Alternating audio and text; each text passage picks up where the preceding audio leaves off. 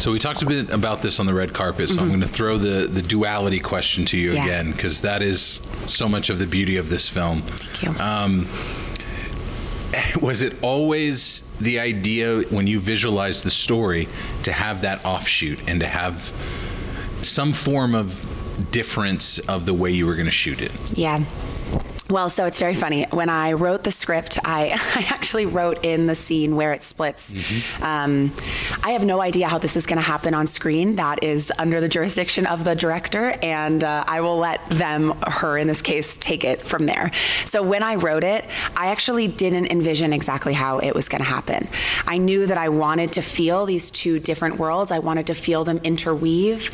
I had thought, maybe we'll do some cutting, in the middle of a line from one to another, but a lot of the way, we shot it straight shot. Zazie 1 is the Zazie who brings her pregnancy to term. Zazie 2 is the Zazie who decides to have an abortion.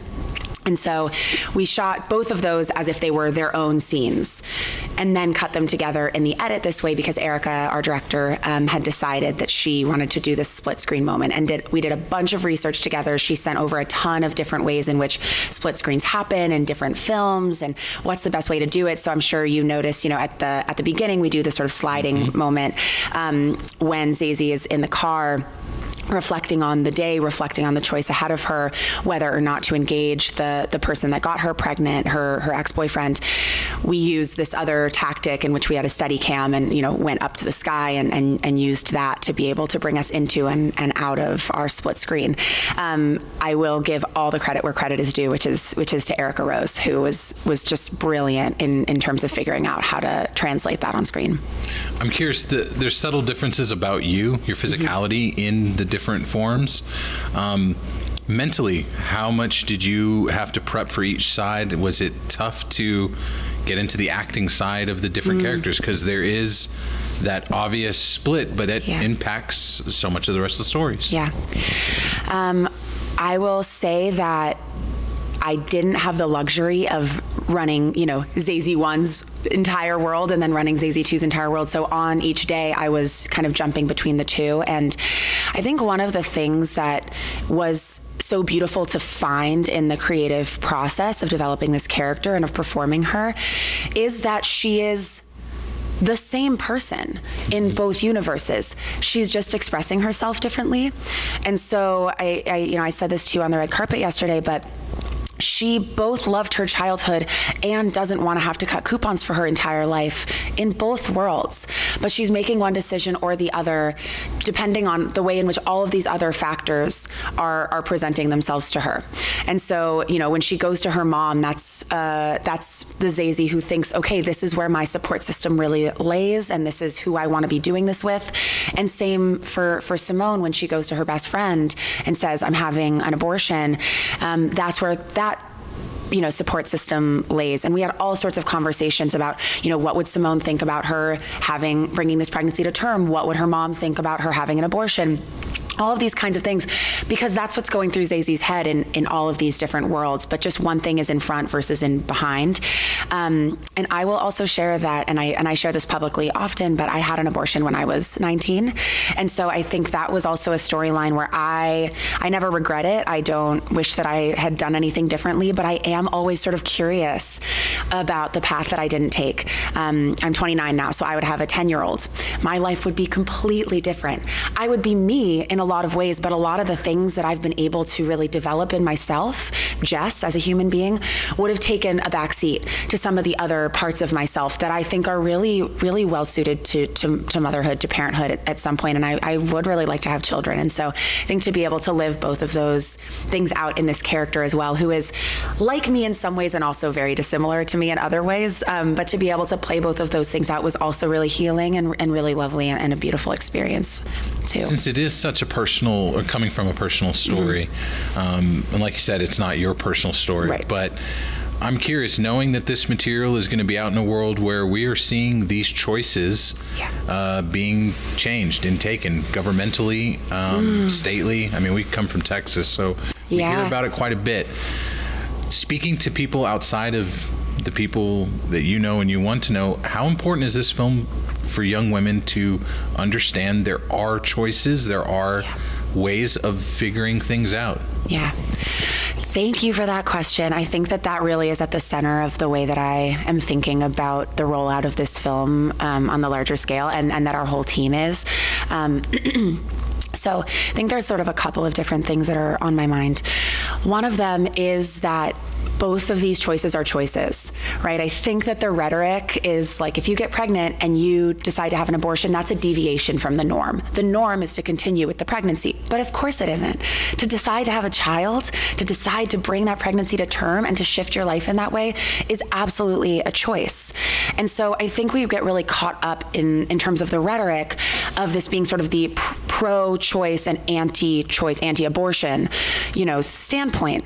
The reality is that the opposite of anti-abortion is pro-coercive birth, which is, pro-coercive abortion, which is not what we're talking about. So the pro-choice community is really saying the opposite of abortion is birth, not anti-abortion. We're not talking about coercion, we're talking about options, we're talking about freedom, we're talking about the fundamental right to be able to make a choice about your own future and your own body and your own family. And so I think what I was really hoping that this film would do would be to set up that dichotomy as the real dichotomy that we should be talking about in this country, as opposed to kind of looking at this very extreme position of coercion, and centering that in so many of our conversations, which politically we do. And I understand why. We could have a whole other conversation about that. But I think this was really an opportunity to say these are the two sides of the same coin, not pro-choice and anti-choice. Those are not actually the same thing at all. In terms of pregnant people being able to see a story like this and make a decision like this, we really wanted to center the human experience. We wanted to strip the politics of it out of here. So we actually did shoot a small moment of a protester outside of the clinic, and we decided to leave it out because we actually didn't want to put that perspective in the film, because that isn't what this is about. This film is really about a human person who finds herself pregnant unexpectedly and what the journey is in that 24-hour waiting period. I know in Arkansas there's a 72-hour waiting period. In Texas I think it's 48 hours. So there are these waiting periods all around, and so we wanted to kind of say, like, what is that waiting period for her between making this decision and having that second abortion appointment or her first prenatal appointment? What is she going through? Who does she tell? How does her world start to shift?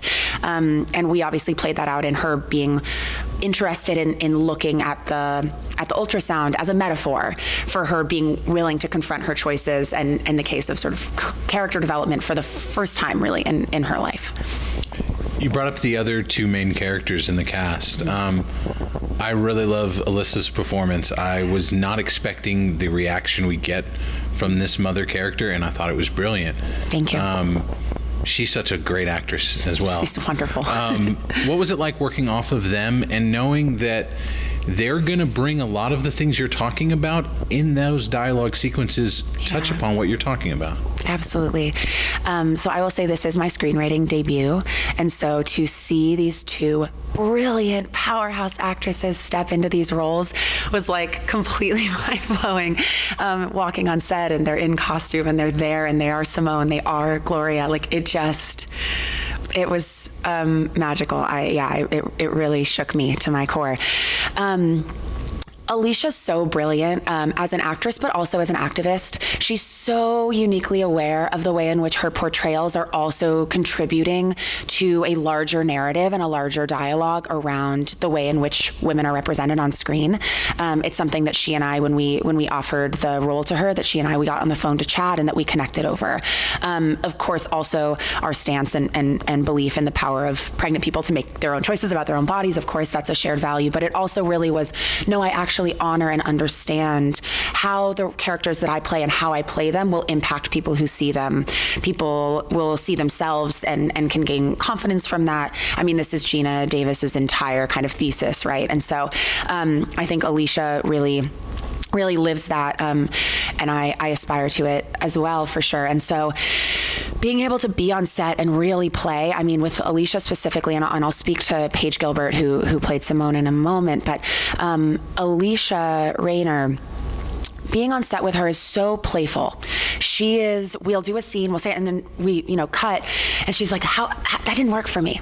Like, I wasn't feeling that. Like, what if I say this instead? Or like, what if this moment actually comes in this direction? hell yeah, let's try it. And so then we go and it's like this totally different scene and you get to feel something unfold. And, you know, I wish that we could offer like the extended version, because we have the scene that we have together before I tell her.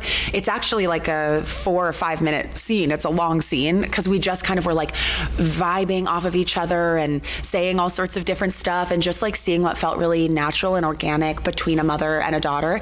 She's a mother, so she has the experience of sort of like, what would it be for my daughter to come home? But she also really honored the fact that in this space, the sort of pretend circumstances were that I was her daughter. And so it was also this very maternal relationship that we were able to develop, which was so caring and so lovely. And she brought something, I think, to Gloria, which was this nurturing, this loving, and also this desire for her child to grow up, to take responsibility. And the way that came from the mother is so different from how it comes from Simone. So I'll speak to Paige, who is the coolest. She is a profoundly talented theater actress. She actually just closed Skin of Our Teeth on Broadway. She has a ton of Tony nominations and all of that. And so Paige, Erica, and I saw in a play at MCC a couple of years ago, and we immediately were like, we think that's our Simone. And when we were on set, everybody kept asking like, okay, so how long have you guys known each other? Like y'all are friends for a long time? And we were like, no, we met on the phone like 2 weeks ago, and this is our first time meeting in person. So she is just like, nobody knew that we weren't already like buds. She is so easy to just like fall into a rhythm and a routine with. She is very like by the book. So all of the lines that were written, she said them like almost word perfect, which again, as a writer, I was very honored. I'm not Shakespeare, so you don't have to say my lines word perfect, but she did. And so it really, I think, gave us like, we had a really strong structure. And then it was like, where are the emotions different? Like where can we use the words to really guide, like, what do we really mean when we're saying these things? And there was a moment where the three of us, meaning Paige, myself, and Erica, went outside. And they were doing another lighting setup. And we went outside to just kind of like run the scene and talk through some moments. And there was something that I did in that because of how Paige said the words to me that run, where I was like, no, like, and Erica was like, that's what you're going through. Like, it isn't a casual, like, no, it's a like, no, you know. And I just like, we were really able to find some emotional truth in our performances because of how like solid we were in the dialogue, in the language, in the circumstances. You mentioned earlier being in line with Gina Davis's, basically what her and her foundation are about. Yeah. What does it mean to be here at Bentonville, to have the film accepted, to know that Gina's here, Wendy's here? Yeah. You're the filmmaker, the writers that Gina is talking about. This has got to be something really surreal. Yeah, it makes me very emotional. Remember, tears to the camera. Tears to the camera. No, it's I started acting when I was 15 years old. And I started in the theater. And the theater is this really beautiful place where you get a lot of opportunity to rehearse and to chew on your words and to build your relationships. And film sets are not always like that. Film sets can often be places where you show up and you have your lines and you get to rehearse a couple of times, and then you're in front of the camera and they're capturing it forever, ostensibly.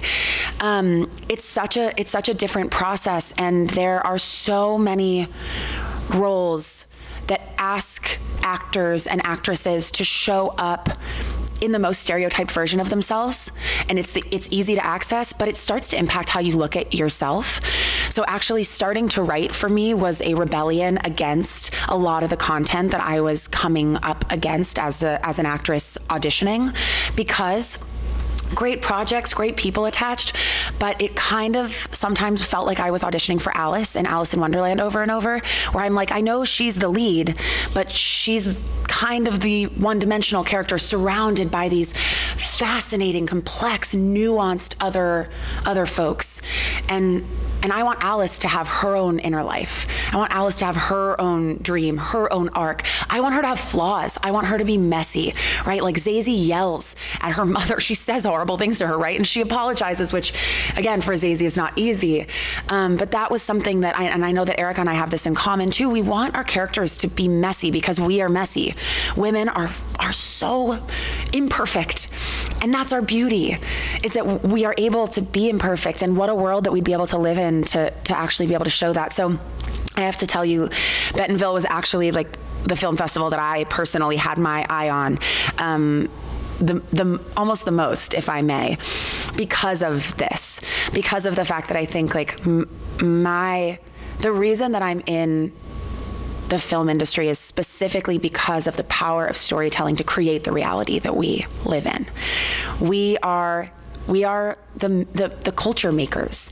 We are helping people to see themselves. There's this amazing stat that I think comes from Gina's org, that is that women who identified with characters that they saw on screen were more likely to leave abusive relationships. It wasn't modeling. It wasn't that they saw characters leaving abusive relationships and so they learned that they could do that.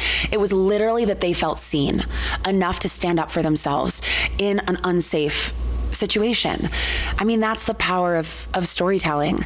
And so I think to be able to be at Bentonville, for Gina to be here, I saw her speak at the opening night last night, and just like her resonance, her groundedness, it is, I mean, I'm using so many words and simultaneously feel a little speechless, because it is kind of the culmination of trying to figure out how to be an artist in an industry that doesn't always know how to support nuance, doesn't know how to support complicated characters, things that go against the status quo. And I think that's starting to change a little bit, which I'm so excited to see, and so many, talented friends are a part of that, and of course, like some of our industry leaders as well. But to be able to be here and show Choices, a film that is centered around reproductive experience, which is not something that we see on screen too often, and certainly not in a way that is like really empowering, that like leaves the trauma at the door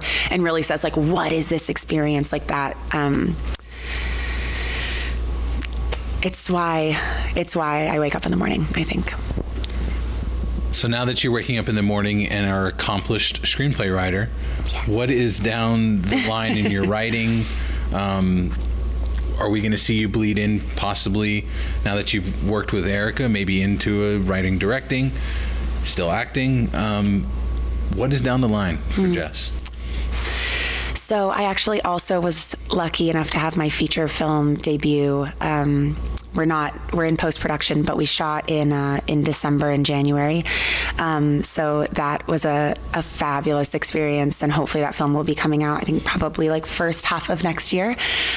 So keep an eye out for that. It's a little bit under wraps, but was fabulous, and I'm very excited about that.